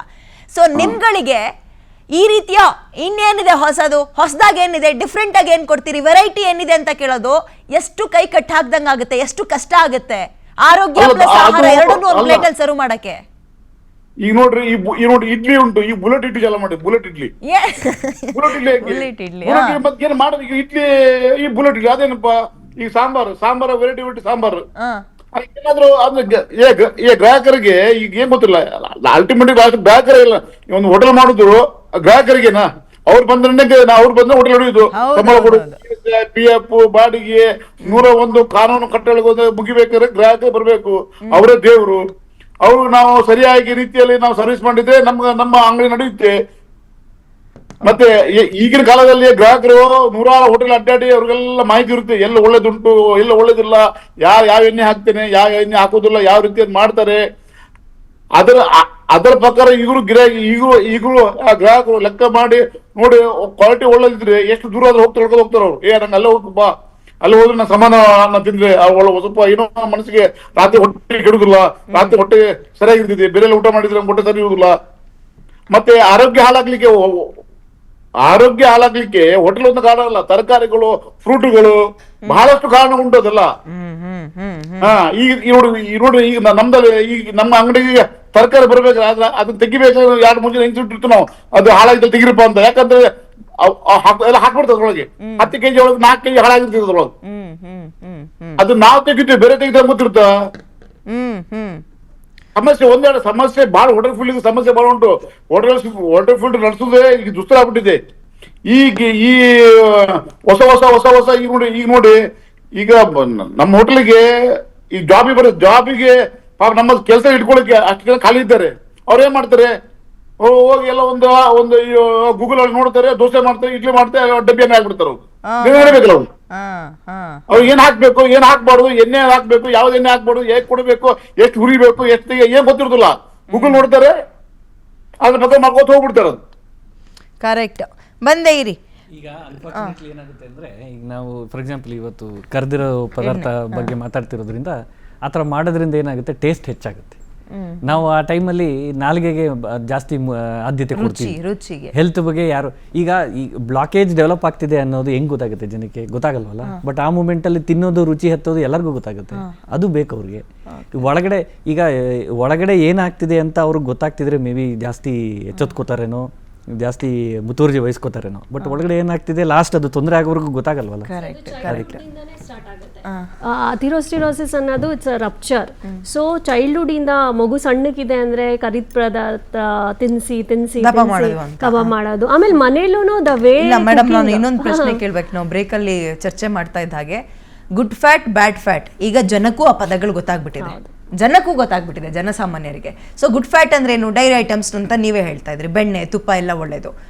ಇದೇ ತುಪ್ಪವನ್ನ ಬೆಳಗ್ಗೆ ಎದ್ದು ಒಂದು ಲೋಟ ಬಿಸಿನೀರಿಗೆ ಹಾಕೊಂಡು ಕುಡಿದ್ರೆ ಒಳ್ಳೇದು ಅಂತ ನೀವೇನು ಹೇಳ್ತೀರಿ? ನಾವು ಅದನ್ನ ಹೆಂಗೆ ತಗೊಂಡಿದ್ದೀವಿ ಅಂದ್ರೆ, ತುಪ್ಪ ಅಂದ್ರೆ ಒಳ್ಳೇದು. ತುಪ್ಪನ ನಾನು ಇಡ್ಲಿಗೆ ಸಾಂಬಾರ್ ತರ ಹಾಕೊಂಡು ತಿನ್ಬೋದು. ಹೋಟೆಲ್ಗಳವರು ಅದನ್ನೇ ತೋರಿಸ್ತಾ ಇದ್ದಾರೆ. ಇಡ್ಲಿ ಮೇಲೆ ಸಾಂಬಾರ್ ಇಡ್ತಾರೋ ಇಲ್ವೋ, ತುಪ್ಪ ಮಾತ್ರ ಉಯ್ತಾ ಇದ್ದಾರೆ. ಅದನ್ನ ಡಿಜಿಟಲ್ ಈ ಸೋಷಿಯಲ್ ಮೀಡಿಯಾ ಇನ್ಫ್ಲೂಯೆನ್ಸರ್ಸ್ ಅಂತ ಅನ್ನಿಸ್ಕೊಳ್ಳೋರು ವಿಡಿಯೋದಲ್ಲಿ ತೋರಿಸ್ತಾ ಇದ್ದಾರೆ. ಇಲ್ಲಿ ವಿಡಿಯೋ ನೋಡ್ತಾ ಇರೋ ನನಗೆ ಹೊಟ್ಟೆ ತುಂಬಿದ್ರು ಹಶ್ವಾಗುತ್ತೆ, ಅದನ್ನ ಹೋಗಿ ಹುಡುಕೊಂಡು ಹೋಗಿ ತಿನ್ಬೇಕು ಅಂತ ಅನ್ಸುತ್ತೆ. ಸೊ ಇದು ಎಷ್ಟು ಡೇಂಜರ್ ಮೇಡಮ್ ಇದು? ಆಕ್ಚುಲಿ ಏನ್ ಗೊತ್ತಾ, ತುಪ್ಪ ಒಳ್ಳೇದು, ಬೆಣ್ಣೆ ಒಳ್ಳೇದು ಅಂದ್ಕೊಂಡು ಎಷ್ಟು ಬೇಕಾದ್ರೂ ಹಿಗ್ಗಾಮುಗ್ಗ ತಿನ್ನಲ್ಲ. ಅತಿಯಾದರೆ ಅಮೃತವು ವಿಷ ಅಂತ ಹೇಳ್ತೀವಲ್ಲ. ಸೊ ಏನಂದರೆ ಆಯುರ್ವೇದಿಕಲ್ಲಿ ತುಪ್ಪ ಅನ್ನೋದು ಒಂದು ದೊಡ್ಡ concept. Like for the absorption of some component ತುಪ್ಪ ಅನ್ನೋದು ಇಂಪಾರ್ಟೆಂಟ್, ಮಿಕ್ಸಿಂಗ್ಗೆ ಹೇಳ್ತಾರೆ.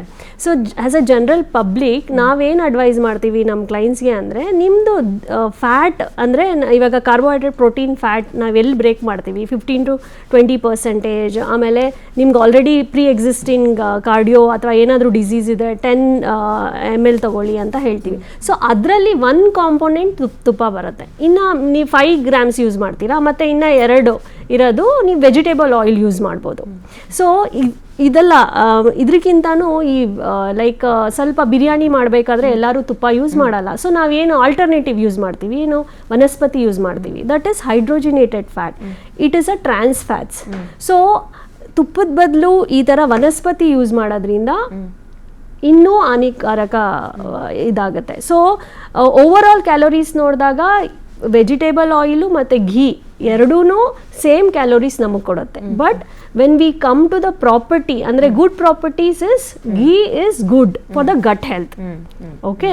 ಸೊ ಬಟ್ ಎಷ್ಟು ತಿನ್ನಬೇಕು ಅಂದರೆ ಒಂದು ಪರ್ಸನ್ಗೆ ನಾವು 500 ml ಇನ್ 30 days ಅಂತ ಏನು ಆಯಿಲ್ ಸಜೆಸ್ಟ್ ಮಾಡ್ತೀವೋ ಅದರಲ್ಲಿ ಒಂದು 5 to 10 grams ಘೀ ಇದ್ರೆ every day it's okay, not beyond that. Okay, simple madam. ಅದನ್ನ ಟಾನಿಕ್ ಥರ ಉಪಯೋಗಿಸಬಾರ್ದು ಅಷ್ಟೇ. ನನ್ನ ಪೇಷಂಟ್ ಒಬ್ರು ಇದ್ರು, ಒಂದ್ಸಲಿ ನನಗೆ ಕೇಳಿದ್ರು ಆಲಿವ್ ಆಯಿಲ್ ಒಳ್ಳೇದಾ ಅಂತ. ನಾನು ಜನರಲ್ ಆಗಿ ಇರೋ ಆಯಿಲ್ಸಲ್ಲಿ ಆಲಿವ್ ಆಯಿಲ್ ಓಕೆ ಅಲ್ವಾ, ಅದಕ್ಕೆ ಹೌದು ಆಲಿವ್ ಆಯಿಲ್ ಇರೋ ಆಯಿಲ್ಸಲ್ಲಿ ಓಕೆ ಅಂದೆ. ನೆಕ್ಸ್ಟ್ ಟೈಮ್ ಬಂದಾಗ ಸರ್ ನೀವು ಹೇಳ್ದಂಗೆ ಮಾಡ್ತಾ ಇದ್ದೀನಿ ಸರ್. ಏನು ಮಾಡ್ತಿದ್ದೀಯಪ್ಪ? ಎಲ್ಲ ಫುಡ್ಗೂ ಸ್ವಲ್ಪ ಆಲಿವ್ ಆಯಿಲ್ ಹಾಕೊಂಡು ತಿಂತಾ ಇದ್ದೀನಿ ಸರ್ ಅಂತ. ಅದು ಟಾನಿಕ್ ಅಲ್ಲಪ್ಪ, ಹಂಗೆಲ್ಲ ಮಾಡಬೇಕು. ಏನಾಯ್ತು ಅಂತ ಹೇಳಿದ್ರೆ, ನಮ್ಮ ಪ್ರಾಕ್ಟೀಸಲ್ಲಿ ಮಾಲ್ ಅಬ್ಸಾರ್ಪ್ಷನ್ ಅಂತ ಹೇಳ್ತೀರಿ ಮೇಡಮ್. ಸೊ ಅವ್ರಿಗೆ ಅಬ್ಸಾರ್ಪ್ಷನ್ ಆಗ್ತಿರಲ್ಲ. So for them we recommend medium chain triglycerides ಅಂತ ನಾವು ರೆಕಮೆಂಡ್ ಮಾಡಬೇಕು. ಸೊ ತುಪ್ಪದಲ್ಲಿ ಮೀಡಿಯಂ ಚೈನ್ ಟ್ರೈಗ್ಲಿಸರೈಡ್ಸ್ ತುಂಬ ಇರುತ್ತೆ. ಸೊ ಅಂಥವ್ರಿಗೆ ವಿ ರೆಕಮೆಂಡ್. ಸೊ ಆಯಿಲ್ ಕೊಡೋ ಬದಲು, ಸಿರಪ್ MCT ಆಯಿಲ್ ಬರೋ ಬದಲು ತುಪ್ಪನೇ ಕೊಡ್ಬೋದು ನಾವು. ಸೊ ಅದನ್ನ ನನ್ನ ಜೊತೆ ಮಿಕ್ಸ್ ಮಾಡ್ಕೊಂಡು ತಿಂದಾಗ ಸೊ ಅವ್ರಿಗೆ ಸ್ವಲ್ಪ ಮಾಲ್ ಅಬ್ಸಾರ್ಪ್ಷನ್ ತುಂಬ ಸಣ್ಣ ಇರ್ತಾರೆ. ಅವ್ರಿಗೆ ಏನು ತಿಂದಿದ್ದು ಅಬ್ಸಾರ್ಪ್ಷನ್ ಆಗ್ತಿರ, ತಿಂದಿದ್ದು ಹಾಗೆ ಗಟ್ಟಲ್ಲಿ ಬರ್ತಾ ಇರುತ್ತೆ ಆಚೆಗೆ. ಅಲ್ಲ, ಇದು ನಾವು ಕ್ಲಾರಿಟಿ ಕೊಡಬೇಕು. ಏನು ಅಂದರೆ ಇದು ಸ್ಪೆಸಿಫಿಕ್ ಪೇಷಂಟ್ಸ್ಗೆ ಡಾಕ್ಟರ್ ನೀವುಗಳು ಯಾರಿಗೆ ಹೇಳ್ತೀರಿ ಅವ್ರು ಮಾತ್ರ ಕೇಳಬೇಕು ಅದನ್ನ. ಎಲ್ಲರೂ ಹೋಗ್ಬಿಟ್ಟು ಈಗ ಈ ಕಾರ್ಯಕ್ರಮದಲ್ಲಿ ಹೇಳಿದ್ರು ತುಪ್ಪ ಒಳ್ಳೇದು ಅಂತ ಹೇಳ್ಕೊಂಡು ತಿನ್ನೋದು ಒಳ್ಳೇದು. ಆಮೇಲೆ ತುಪ್ಪ ಒಳ್ಳೇದು ಅಂತ ಅನ್ನದ ಮೇಲೆ ತುಪ್ಪ ಹಾಕಬೇಕೆ ಹೊರತು ಸಾರಿಗೂ ಒಗ್ಗರಣೆ, ಪಲ್ಯಕ್ಕೂ ಒಗ್ಗರಣೆ, ತುಪ್ಪದಲ್ಲೇ ಅವ್ರು ಹೇಳಿದ್ದು ಒಂದು ಬೋಂಡ ಬಜ್ಜಿ ಮಾಡ್ಕೊಂಡ್ರೆ ಅದು ಡೆಫಿನೆಟ್ಲಿ ಸ್ಕ್ರೋಲ್ ಬರ್ತಾ ಇತ್ತು ಅಲ್ಲಿ ಬನ್ನನ್ನ ಅವರು ಫ್ರೈ ಮಾಡ್ತಾರೆ, ಅದ್ರೊಳಗೆ ನೂಡಲ್ಸ್ ಇಟ್ಟು ಅದು ಅವಶ್ಯಕತೆ ಆಗಿದೆ. ಆಮೇಲೆ ಎಷ್ಟು ಒಡಸಿಟಿ ಅಂದ್ರೆ ಇದು ಪ್ಯಾಕೆಟ್ನು ತೆಗ್ದಿಲ್ಲ ಅವರು, ಜಸ್ಟ್ ಹೀಟ್ ಅಲ್ಲಿ ಹಾಕಿ ಓಪನ್ ಆಗುತ್ತೆ ಅದು. So that is like carcinogenic. Oh my god. Influencers ಅದೇನದು ಪ್ಯಾಕೆಟ್ನ ಇದೆಲ್ಲ ಹಾಕಿ ಬಿಸಿ ಇದ್ದ ತಕ್ಷಣ ಸೀಲ್ ಓಪನ್ ಆಗುತ್ತೆ. ಆ ಪ್ಲಾಸ್ಟಿಕ್ ಅದ್ರೊಳಗೆ ಇರುತ್ತೆ, ಅದು ನಮಗಿಲ್ಲ. ನಮಗೆ ಏನ್ ಕಾಣಿಸ್ತದೆ, ಏನ್ ಚೆನ್ನಾಗಿ ಎಣ್ಣೆ ಪ್ಯಾಕೆಟ್ ಕಟ್ ಮಾಡ್ತಾ ಇದಾರೆ ನೋಡಿ ಅಂತ. ನಾವು ಕತ್ರಿ ತಗೋಬೇಕಲ್ಲ ಸರ್, ಅವ್ರು ಬಿಸಿ ಇದ್ರೊಳಗೆ ಕಟ್ ಮಾಡ್ತಾ ಇದಾರೆ. ತುಪ್ಪ ಎಕ್ಸ್ಟ್ರಾ ತಗೊಳ್ಬಾರ್ದು. ಅವ್ರು ಏನು ದಿನದಲ್ಲಿ ಒಂದು ಇಷ್ಟು ಫ್ಯಾಟ್ಸ್ ತಗೋಬಹುದು ಅಂತ ಹೇಳಿದರೆ ಅದು ತುಪ್ಪ ಆಗಿರ್ಬೋದು ಅಷ್ಟೇ. ಓಕೆ ಓಕೆ, ರೆಕಮೆಂಡೆಡ್ ಅಷ್ಟೇ. ರಾಜೇಂದ್ರ ಶೆಟ್ಟಿ ಅವರೇ, ನಿಮಗೆ ಇದೊಂದು ಚೂರು ಕಸಿ ಬಿಸಿ ಮಾಡ್ಬೋದು ಈ ಪ್ರಶ್ನೆ.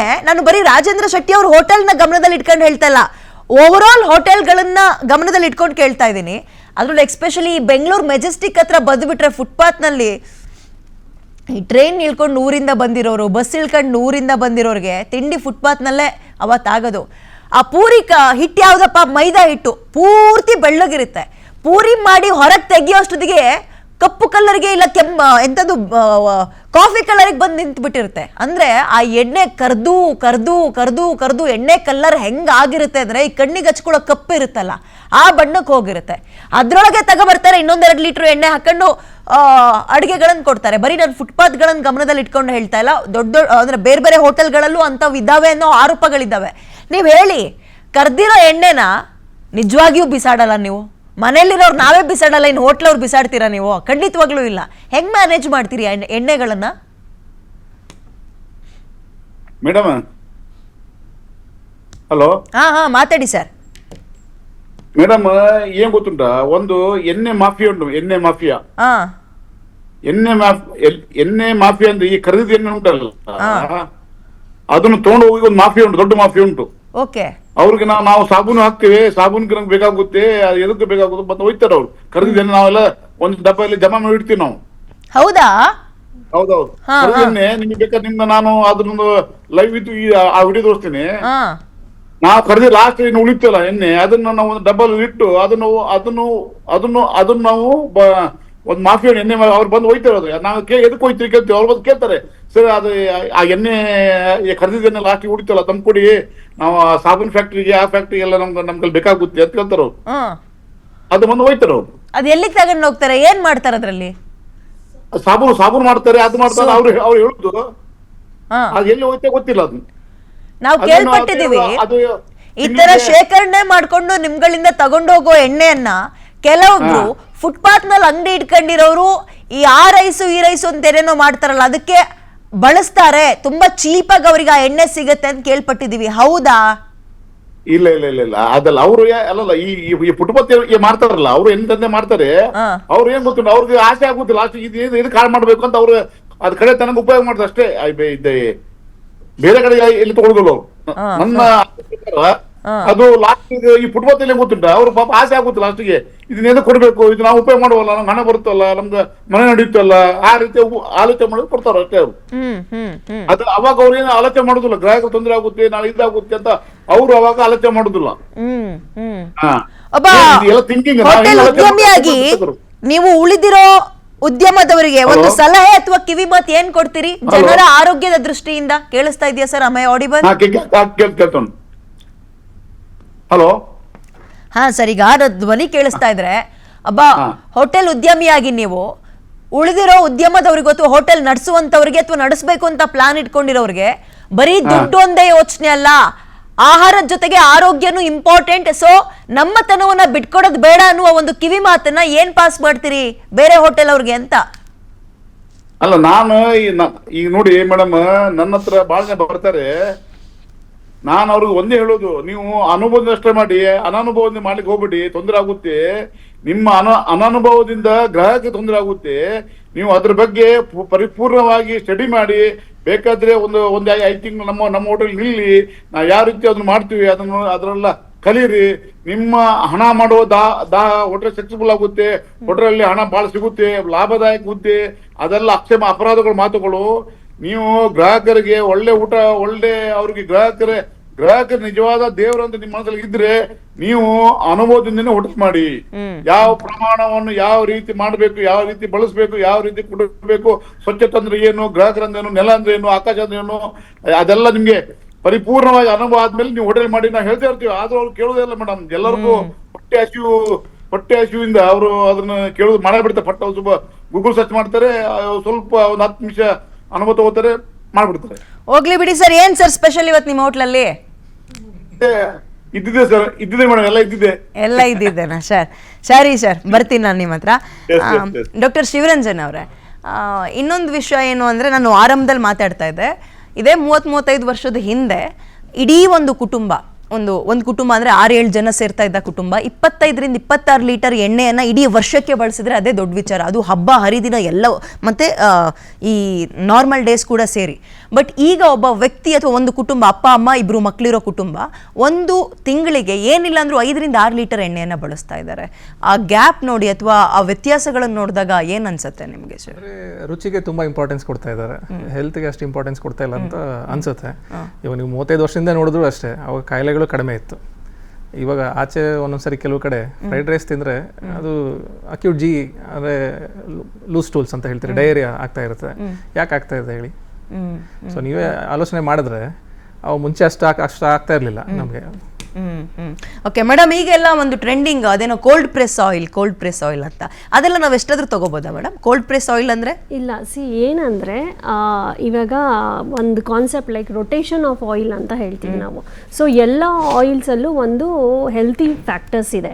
ಸೊ ಕೋಲ್ಡ್ ಪ್ರೆಸ್ ಆಯಿಲ್ ಅಂದರೆ it is a good one, but again the limitation ಇದೆ. 15 to 20 ml ಒಳಗಡೆನೆ ತೊಗೊಳ್ಬೇಕು, ಯಾವುದೇ ಆಯಿಲ್ ಇರ್ಬೋದು. ಓಕೆ, ಸೊ ಒಂದು ಅಡ್ವಾಂಟೇಜ್ ಏನಂದರೆ ಅದು ತುಂಬ ಹೀಟ್ ಪ್ರೊಸೆಸ್ಡ್ ಆಗಿರಲ್ಲ. ಪ್ರತಿ ಎಣ್ಣೆಗೂ ಅದರದ್ದೇ ಒಂದು ಪ್ರಾಪರ್ಟೀಸ್ ಇರುತ್ತೆ. ಇವಾಗ ಮಸ್ಟರ್ಡ್ ಆಯಿಲಲ್ಲಿ ನೀವು ಡೀಪ್ ಫ್ರೈಡ್ ಮಾಡಿದ್ರೆ ಏನೋ ತುಂಬ ಹೊಗೆ ಬರುತ್ತೆ, ಫ್ರೀ ರ್ಯಾಡಿಕಲ್ಸ್, ಟ್ರಾನ್ಸ್ ಫ್ಯಾಟ್ಸು ಕನ್ವರ್ಟ್ ಆಗುತ್ತೆ ಎಲ್ಲ. ಸೊ ಅದಕ್ಕೆ ನಾವು ಸನ್ಫ್ಲವರ್ ಆಯಿಲು, ಸೊ ಆಯಿಲ್ಸಲ್ಲೂ ಗ್ರೇಡಿಂಗ್ಸ್ ಇದೆ. ಸೊ ಯಾವ ಆಯಿಲ್ ಹೋಟೆಲ್ ಇಂಡಸ್ಟ್ರಿ ಅವ್ರು ಯೂಸ್ ಮಾಡ್ತಾರೆ ದಟ್ ಈಸ್ ಇಂಪಾರ್ಟೆಂಟ್. ಆಮೇಲೆ ಸ್ಟ್ರೈನಿಂಗ್ ಮೆಕ್ಯಾನಿಸಮ್ಸು, ಸೊ ಪೂರಿ ಮಾಡಿದ ತಕ್ಷಣ ಸ್ಟ್ರೈನ್ ಮಾಡಿಬಿಟ್ಟು ಕೊಡೋದು, ಹಿಂಗೆ ಮಾಡಿಬಿಟ್ಟು ಇದು ಕೊಡೋದು. ಸೊ ಸ್ವಲ್ಪ ಕಾನ್ಸೆಪ್ಟ್ಸ್ ಅವ್ರು ಚೇಂಜ್ ಮಾಡಿಕೊಂಡ್ರೆ, even though they are cooking and they are giving the customers, so ಒಂದು ಸ್ವಲ್ಪ ಕಾನ್ಸೆಪ್ಟ್ ಇಟ್ಕೊಂಡು ಕೊಡ್ಬೋದು. ಆಮೇಲೆ ಈ ಟ್ರಾನ್ಸ್ ಫ್ಯಾಟ್ಸ್ನ ಐಡೆಂಟಿಫೈ ಮಾಡಬೇಕು ಅವರು. ಇವಾಗ ಆಯಿಲ್ ತೊಗೊಂಡು ಬರ್ತಾರಲ್ಲ, ಅದಕ್ಕೆ probably government should fix like ಇಷ್ಟು ಟ್ರಾನ್ಸ್ ಫ್ಯಾಟ್ಸ್ ಇದೆ, ಇದರಿಂದ 20% ಮೇಲಿದೆ ಈ ಆಯಿಲಲ್ಲಿ. So it is not consume for food consume ಮಾಡ್ಬೋದು, ಬೇರೆದಕ್ಕೆ ಯೂಸ್ ಮಾಡಿ. ಆಮೇಲೆ ಇವ್ರಿಗೆ ಇದು ಡ್ರೈನೇಜಲ್ಲಿ ಆಯಿಲ್ ಸುರಿಯಂಗಿಲ್ಲ, ದಟ್ ಈಸ್ ದ ರೀಸನ್ ಉಳಿದಿರೋದು. So that's the reason they have to keep it in boxes. ಆ ಬಾಕ್ಸಸ್ನ ಬೇರೆಯವ್ರು ತಗೊಂಡು. ಓಕೆ ಡಾಕ್ಟರ್ ರಾಜೇಶ್ ಅವರೇ, ಕೋಲ್ಡ್ ಪ್ರೆಸ್ ಆಯಿಲ್ ಅಂದ್ರೆ ನಾವು ಅದನ್ನ ಆಯಿಲ್ ಪ್ರಿಪೇರ್ ಮಾಡುವಾಗ ಹೀಟ್ ಯೂಸ್ ಮಾಡಿರೋದು. ಆಯಿಲ್ ಪ್ರಿಪೇರ್ ಮಾಡುವಾಗ ಹೀಟ್ ಯೂಸ್ ಮಾಡಿದ್ರೆ ಟ್ರಾನ್ಸ್ ಫ್ಯಾಟ್ ಕ್ರಿಯೇಟ್ ಆಗೋ ಚಾನ್ಸ್ ಇರುತ್ತೆ. ಸೊ ಹೀಟ್ ಯೂಸ್ ಮಾಡದೇ ಇರೋ ಕೋಲ್ಡ್ ಪ್ರೆಸ್ಡ್ ಆಯಿಲ್ ಅಲ್ಲಿ ಟ್ರಾನ್ಸ್ ಫ್ಯಾಟ್ ಅಂಶ ಕಡಿಮೆ ಇರುತ್ತೆ. ಹಂಗಂದ್ಬಿಟ್ಟು ಅದು ಒಳ್ಳೇದು ಅಂತಲ್ಲ. ರಿಲೇಟಿವ್ಲಿ ಮೇಡಮ್ ಹೇಳ್ದಂಗೆ relatively better than regular heat used oil. Okay doctor, ಒಂದು ಕೊನೆ ಪ್ರಶ್ನೆ. ನನ್ನ ಹೃದಯಕ್ಕೆ ಬೀಟ್ರೂಟ್ ಒಳ್ಳೇದು ಅಂತ ನೀವು ಹೇಳ್ತೀರಿ. ನನ್ನ ಹೃದಯಕ್ಕೆ ಅಂದರೆ ನಮ್ಮೆಲ್ಲರ ಹೃದಯಕ್ಕೆ ಒಳ್ಳೆ ಸೊಪ್ಪು ತರಕಾರಿಗಳನ್ನು ಅಂತೀನಿ. ತುಂಬ ಕೊಬ್ಬು ಅಥವಾ ಕುಡಿಯೋ ಚಟ ಇದ್ದರೆ, ಸಿಗರೇಟ್ ಸೇದೋ ಚಟ ಇದ್ದರೆ ಬಿಟ್ಬಿಡಿ ಅಂತೀರಿ. ಸೊ ಅದರ ಜೊತೆಗೆ ಕರಿದ ಎಣ್ಣೆಯನ್ನೂ ಬಿಟ್ಬಿಡಿ ಅನ್ನೋದಕ್ಕೆ ನಿಮ್ಮ ಒಂದು ಕಿವಿ ಮಾತು. ಹೃದಯದ ಆರೋಗ್ಯಕ್ಕೆ ಪದೇ ಪದೇ ಕರೆದಿರೋ ಎಣ್ಣೆ ಎಷ್ಟು ಡೇಂಜರ್ ಅಂತ ಸರ್? ಈಗ ಪದೇ ಕರೆದಿರೋ ಎಣ್ಣೆ ಅಷ್ಟೇ ಅಲ್ಲ, ಎನಿ ಡೀಪ್ ಫ್ರೈಡ್ ಐಟಮ್ಸಲ್ಲಿ ಫಸ್ಟ್ ಟೈಮಲ್ಲಿ ಕೂಡ ಟ್ರಾನ್ಸ್ ಫ್ಯಾಟ್ಸ್ ಕಂಟೆಂಟ್ ಜಾಸ್ತಿ ಇದ್ದೇ ಇರುತ್ತೆ. ಆದಷ್ಟು ನಾವು ಡೀಪ್ ಫ್ರೈಡ್ ಐಟಮ್ಸ್ನ ಲಿಮಿಟ್ ಮಾಡಬೇಕು. ಅದನ್ನು ಡೈಲಿ ತಿನ್ನೋದಾಗಲಿ ಅಥವಾ ಯಾವತ್ತಾರು ಒಂದು ದಿವಸ ತಿಂದಾಗ ಬಿಂಜ್ ಈಟಿಂಗ್, ಸಿಕ್ಕಾಪಟ್ಟೆ ತಿನ್ಬಿಡೋದು, ಅದೆಲ್ಲ ಮಾಡಬಾರ್ದು. ರೀಹೀಟ್ ಅಂತೂ ಭಾಳ ಕೇರ್ಫುಲ್ಲಾಗಿ ಮಾಡ್ಬೇಕು ನಾವು. ಈಗ ಫಸ್ಟ್ ಟೈಮೇ ಸಿಕ್ಕಾಪಟ್ಟೆ ಹೀಟ್ ಮಾಡಿದರೆ ಅದನ್ನು ಯೂಸ್ ಮಾಡೋದು ಒಳ್ಳೇದಲ್ಲ. ಅದನ್ನು ಬೇಕಿದ್ರೆ ಜಾಸ್ತಿ ಫಸ್ಟ್ ಟೈಮ್ ಡೀಪ್ ಫ್ರೈಗೆ ಯೂಸ್ ಮಾಡಿಲ್ಲ ಅಂದರೆ 2-3 ಸಲ ಯೂಸ್ ಮಾಡ್ಬೋದು. ಅದನ್ನು ಕರೆಕ್ಟಾಗಿ ಫಿಲ್ಟರ್ ಮಾಡಿ ಕ್ಲೀನ್ ಮಾಡಿ ಸ್ಟೋರ್ ಮಾಡಿಡೋದು ಭಾಳ ಮುಖ್ಯ. ಯೂಸ್ ಮಾಡುವಾಗ ನೆಕ್ಸ್ಟ್ ಟೈಮು ಸ್ಮೆಲ್ಲು ಕಲರ್ ಎಲ್ಲ ನೋಡಿಕೊಂಡು ಡೌಟ್ ಆದರೆ ಅದನ್ನು ಡಿಸ್ಕಾರ್ಡ್ ಮಾಡಬೇಕು. ಫಸ್ಟ್ ಟೈಮೇ ನಾವು ಯೂಸ್ ಮಾಡುವಾಗ ಕರೆಕ್ಟಾಗಿ ಲಿಮಿಟಾಗಿ ಯೂಸ್ ಮಾಡಿದರೆ ಅದು ನಮಗೆ ಜಾಸ್ತಿ ಉಳಿಯೋದಿಲ್ಲ. ಅದು ಈ ಥರದೆಲ್ಲ ನಾವು ಸ್ವಲ್ಪ ಪ್ರಾಕ್ಟೀಸಸ್ ಕರೆಕ್ಟಾಗಿ ಫಾಲೋ ಮಾಡಿಕೊಂಡ್ರೆ ನಮಗೂ ಅದನ್ನು ಡಿಸ್ಕಾರ್ಡ್ ಮಾಡೋದಕ್ಕಾಗಲಿ ಅಥವಾ ಅದರಿಂದ ಖರ್ಚು ಜಾಸ್ತಿ ಆಗೋದಿಲ್ಲ. Yes, thank you so much. 4 ಜನಕ್ಕೆ ಕಾರ್ಯಕ್ರಮದಲ್ಲಿ ಭಾಗಿಯಾಗಿ ಅತ್ಯದ್ಭುತ ಮಾಹಿತಿಯನ್ನು ನಮಗೆ ಗೊತ್ತಿರೋದನ್ನ ಇನ್ನೊಂದ್ಸಲ ನೆನಪು ಮಾಡಿಕೊಡುವ ಕೆಲಸವನ್ನು ಮಾಡಿದಿರಿ. ಥ್ಯಾಂಕ್ ಯು ಸೋ ಮಚ್ ಅಂತ ಹೇಳ್ತಾ ಕಾರ್ಯಕ್ರಮ ಮುಗಿಸುವಂತಹ ಸಮಯ. ವಿಶ್ವ ಆರೋಗ್ಯ ಸಂಸ್ಥೆ ಒಂದು ಅಲಾರಾಮಿಂಗ್ ಮೆಸೇಜ್ ರೆಸಲ್ಯೂಷನ್ ಪಾಸ್ ಮಾಡ್ತು. ಪದೇ ಪದೇ ಕರಿದ ಎಣ್ಣೆಯನ್ನ ಬಳಸ್ತಾ ಇರೋದ್ರಿಂದ ಕ್ಯಾನ್ಸರ್ ಹೆಚ್ಚು ಆಗ್ತಾ ಇದೆ, ಹಾರ್ಟ್ ಅಟ್ಯಾಕ್ ಕೇಸ್ಗಳು ಜಾಸ್ತಿ ಆಗ್ತಾ ಇದಾವೆ, BP, ಹಿಂಗೆ ಲಿವರ್ ಸಮಸ್ಯೆ ಇವೆಲ್ಲವೂ ಜಾಸ್ತಿ ಆಗ್ತಾ ಇದೆ. ಸೊ ಬಿ ಕೇರ್ಫುಲ್ ಅಂತ ಇದ್ದಾರೆ. ಈ ಪದೇ ಪದೇ ಕರಿದ ಎಣ್ಣೆಗಳನ್ನ ನಾವು ಮನೆಯಲ್ಲಿ ಎಷ್ಟು ಗಮನವನ್ನ ಕೊಡ್ತೀವೋ ಅದೇ ಗಮನವನ್ನ ಹೋಟೆಲ್ನವರು ಕೊಡಬೇಕು ಅಥವಾ ಕೊಡ್ತಾರೆ ಅಂತ ಅನ್ಕೊಂಡ್ರೆ ನಮ್ಮಂತ ಮೂರ್ಖರು ಮತ್ತೊಬ್ರಿಲ್ಲ. ಹಾಗಾಗಿ ಮನೆ ಊಟ, ಹೋಟೆಲ್ ಊಟ ಅನ್ನುವಂಥದ್ದನ್ನ ಇನ್ನೊಂದ್ಸಲ ನೆನಪು ಮಾಡ್ಕೊಳ್ಳುವ ಸಮಯ ಬಂದಿದೆ ಅಂತ ಹೇಳ್ತಾ ಕಾರ್ಯಕ್ರಮ ಮುಗಿಸ್ತಾ ಇದ್ದೀನಿ. ನೋಡ್ತಾ ಇರಿ PNS ವಿಸ್ತಾರ. ಇದು ನೇರ, ನಿಖರ ಮತ್ತು ಜನಪರ. Thank you.